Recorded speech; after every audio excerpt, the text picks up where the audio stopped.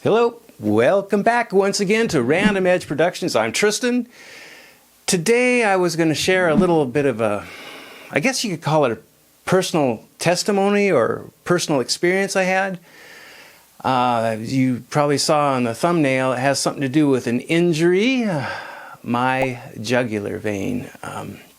July 6th, 2019, in July 6th, in 2019, I had a exterior jugular accident. I cut through my jugular vein. No, I really did. It was about 10 or 11 a.m. in the morning. On a Saturday, I was cutting brick. I do masonry work, and I was preparing some brick for a job I was working on. And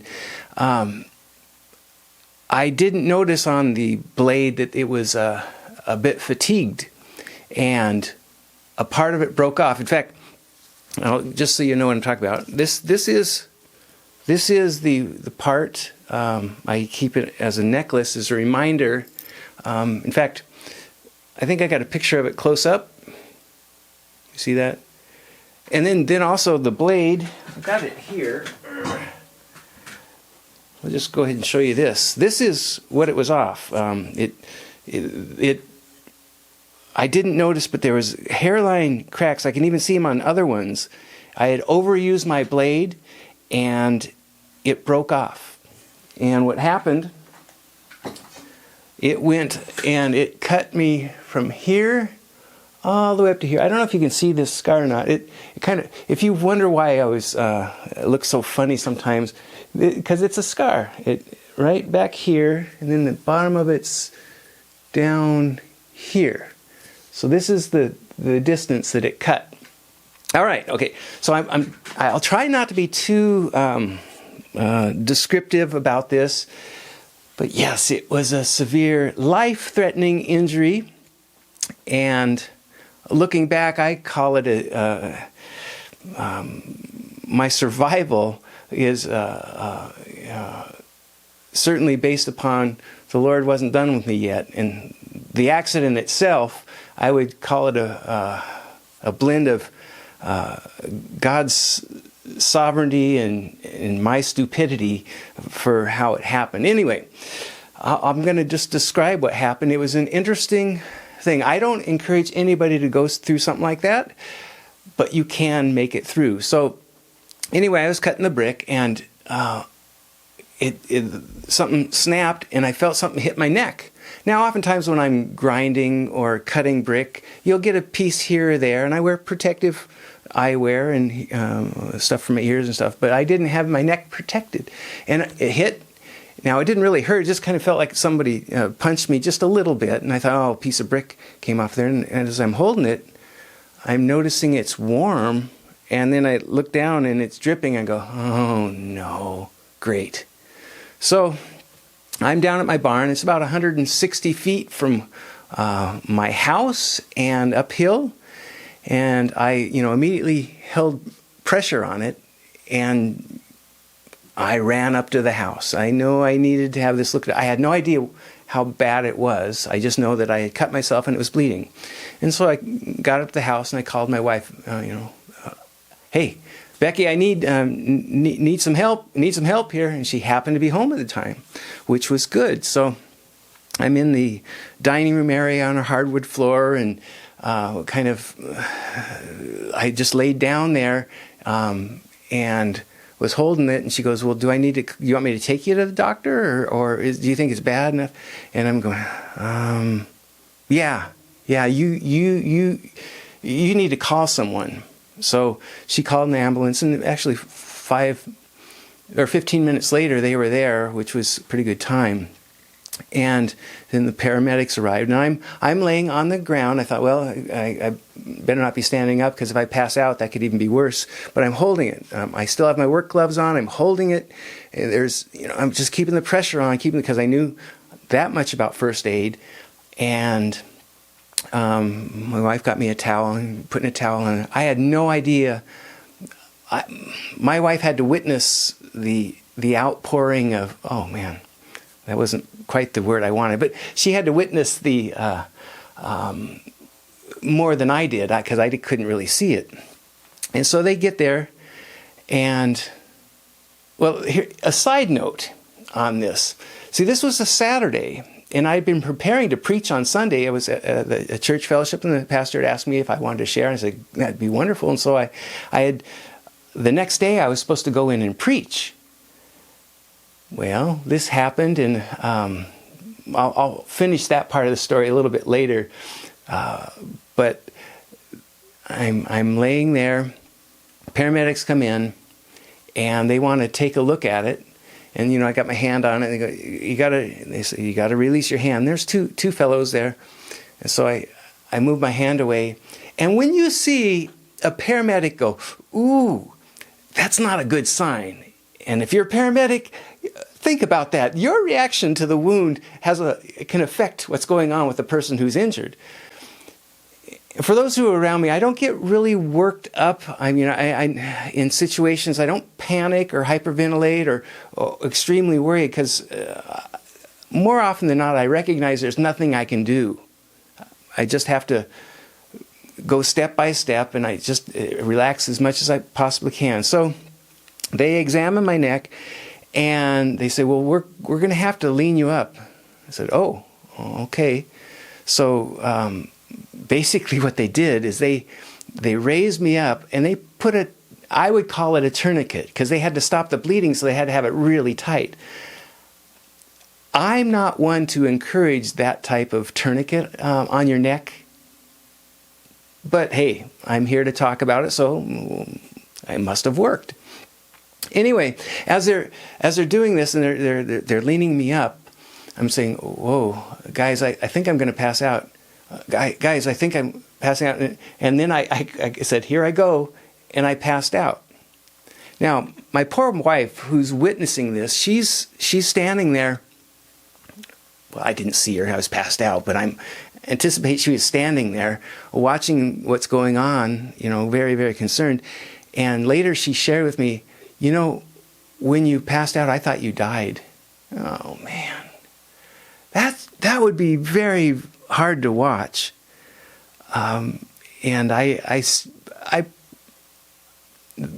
she probably went through more trauma than I did, because I wasn't seeing it.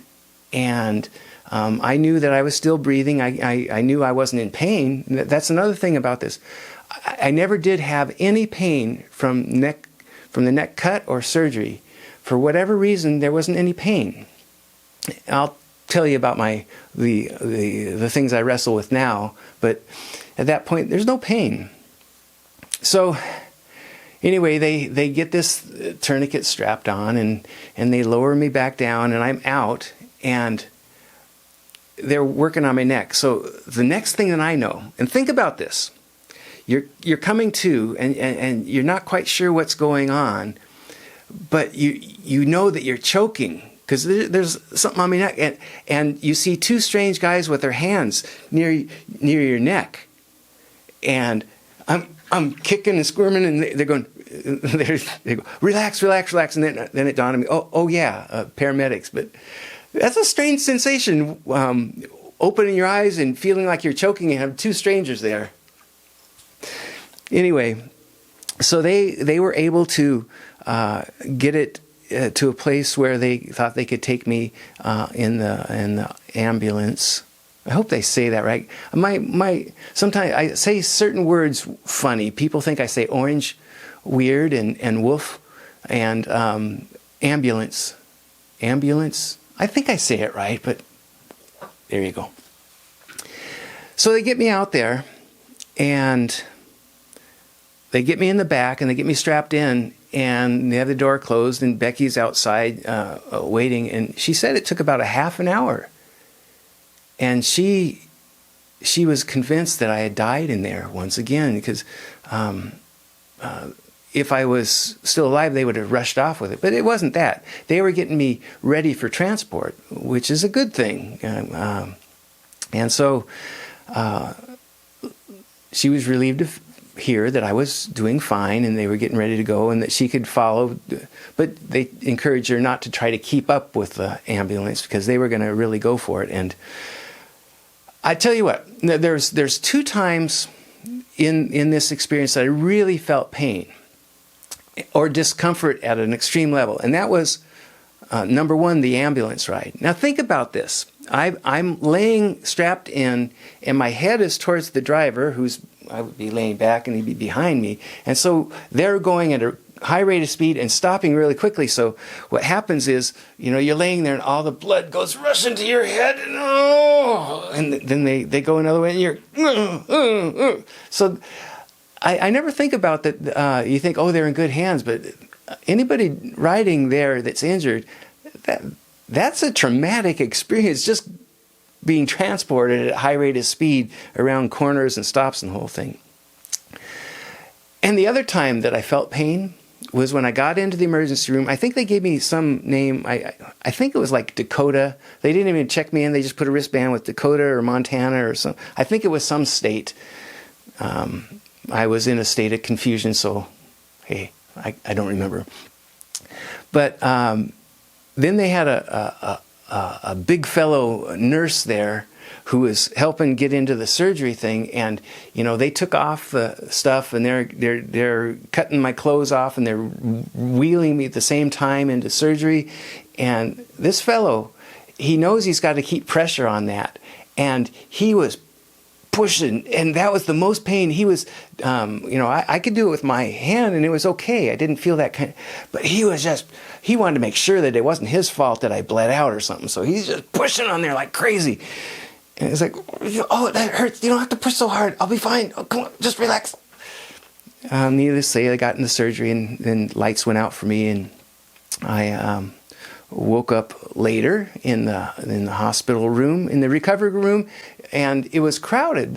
My pastor and his folks were there too, and it was interesting. They didn't know what to expect, what my demeanor would be. But I'm kind of goofy. You've seen my videos, and I wake up and I see the pastor's mom, who Annette is her name, and the first thing I say is, "Who?" I said something like, "Who let you in here? How did you get in here?" And everybody laughed and stuff, and then it brought the tension down, and I was going through the whole process of recovery. They're glad I made it through and stuff. But then I find myself, in the hospital. Now later I found out that this cut, it missed my spinal cord by about 1/2 inch. And it had some impact. In fact, my wife brought me the piece, this piece. I'll keep it out for dramatic effect, yeah. This piece had hit my neck, and she knew where the scene of the crime was, because it was decorated with my blood. But it had hit my neck and flown some 20 or 25 feet away in the opposite direction. So there was impact there. In fact, the surgeon had told me they didn't need to do any more cutting. It was a very, very clean cut all the way, and they just had to sew it back up. Sorry if you're squeamish, but if you stay this far, you're probably okay with that, so that's good. And then one other interesting thing that I found out later is my wife had called my aunt, who lives about 5 minutes away, and she came, and by then I think I was already in the ambulance, so she didn't really see me, but she saw where the towels were and the mess that was made on the dining room floor, and it must have been horrifying for her too, her favorite nephew. Well, she says it. That's her words, not mine. Sorry, Eric. Sorry, Greg. That's just the way it is. Those are my brothers. Anyway, so she did the laundry, which we really appreciated. She didn't think my wife needed to come home from the hospital to see that mess, so she cleaned up the area and such. There's a picture here that shows me sitting in the hospital, and you can see that they have staples in it. And there's, I think, 3 pictures of the staples. So let's show the second one too. Yeah, you see the side there where it's kind of full of, they got these staples. And then finally this other one, yeah, it looks pretty horrific if you look at those staples, and Oh, I have notes that I'm going off so I don't forget some things, but I wanted to mention about these staples before I move on. I had a lot of fun with them. They had to be in 8 days and then I could have them removed. Well, in that period of time, I'm up and around and going and visiting different stores. And I think I went into one store and there's gals behind the counter. and I asked, do you have a staple remover? And she goes, well, I don't know. I think we might have one. And then I went on, because I was hoping to get these removed. And she goes, ooh. So that was a good reaction. I said, no, just teasing. I'll get them out later. And there's one other store. I think it was a Tractor Supply store. And so there was a gentleman behind the counter, and this was fun. I went up to him and said, hey, do you have staple removers? And he goes, well, no. I said, because I wanted these removed. And I said, just kidding. And he laughed. And so I'm walking away, and I'm halfway at the store, and he yells back, well, I do have some needle-nose pliers. I can pull them out for you. I like Tennessee people. They're fun. Anyway, so I am in the hospital overnight, and I had to stay up most of the night. And they put these compression socks on your legs, because after you do surgery, they want to make sure you don't get blood clots and that sort of thing. So they, every so often, they just squeeze real tight, which it feels good, but it wakes you up. So I had a very sleepless night, and I believe that had a lot to do with how I acted on Sunday. Sunday is a special day, and I'll give you some descriptions of that. Well, it was the next day, and of course I missed church, but we got to see our church service online, and Becky had brought my ukulele with me, so I was playing along, and we were doing some songs, and my wife and I sing together, and so it was fun. I'm in the hospital room, and we're doing some songs and just having a good old time there, and even some of the nurses go, you've lightened the mood here. It's very nice to have you doing this. So even in the hospital bed, there's impact on people when you kind of just share, your faith in whatever means, and this happened to be through worship. After that, I went home, and it was actually the following Sunday that I was able to preach, teach, and it was one of those rare moments where the impact was, it was pretty dramatic, because they had known what I'd gone through, and I explained a little bit about it and stuff. But as I'm starting it, the way I started it, I like to start with humor, pull people in. And I shared,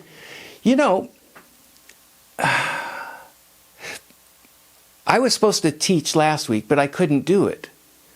But Dallas, who was an intern there, another pastor at the church, he goes, I was talking about him. I said, but I know Dallas wanted to share first, because we're doing this series, and he wanted to share first, but the pastor asked me to share first. So, and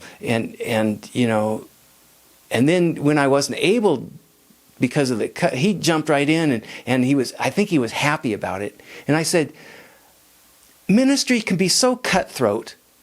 Of course, everybody just dies laughing, because I was making fun of myself and the situation and stuff. But no sooner I had said that the pastor jumps up and goes, what? And Dallas is back there laughing. Apparently, they had made a bet with each other, because the pastor, he whips out a dollar bill, and he walks over to Dallas and hands him this dollar bill and says, there. Apparently, they had made a bet that I would use the word cutthroat in my message, and it was right out of the gate that I said it. And so that set the tone for it. And it was a I can even revive the feelings I had at that time.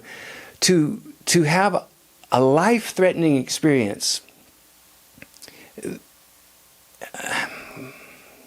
have that happen, and then to be able to step back into life again, and to have another opportunity to share the good news, to have another opportunity to tell others about the love of Jesus, to have another opportunity to share about His faithfulness. That's huge, and it was emotional. It was emotional because it was so raw and so real. And I'm sure that the staples were reflecting the stage light, so it made a glimmering thing too. I'm just assuming that. So that went well. That was, now that's about 8 days, and I went in on the 9th day and had the staples removed. But before I finish that part, so I'm going to back up just a little bit. On Sunday, the Sunday that I was still in the hospital, I had what I call a superpower Sunday, and some strange things were happening. My body was reacting to what was going on. When I got injured, it cut here, and from the scar on down, I can have feeling, but from the scar on up, it goes up over my ear and down to my chin.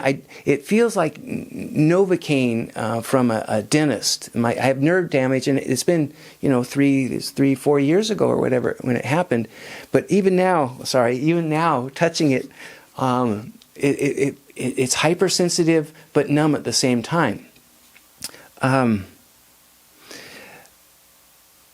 The morning of the Sunday, I'd been injured on Saturday, and the next morning I get up and it's about 8 o'clock, and I discovered some things were happening when I'd close my eyes. I'm not going to share them on this video. I'm going to make a follow-up one, and it'll be a Superpower Sunday, and I'll go into detail because that day was a blast. I experienced things I'd never experienced before, and I think it had a lot to do with when they did the surgery. I was told that they didn't tie the jugular back together. They just capped it off, probably a nice square knot, and you're done. Apparently you don't need them. You've got an exterior jugular on both sides, and then you have your interior carotid artery, but the jugular vein is returned, so the blood's returning to your heart.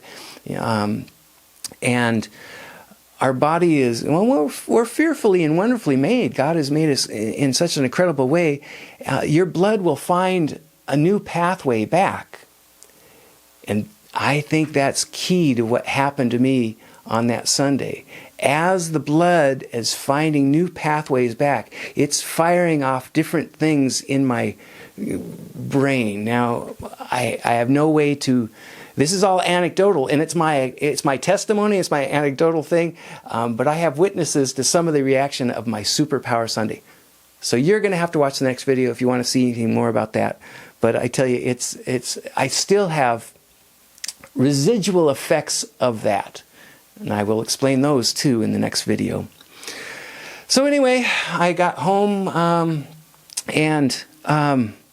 yeah, see, the slide. I've got a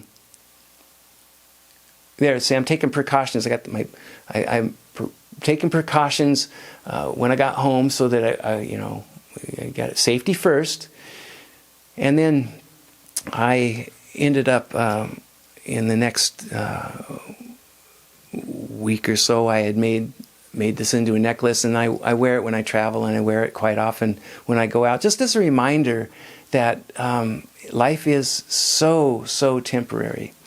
But here's the fun thing.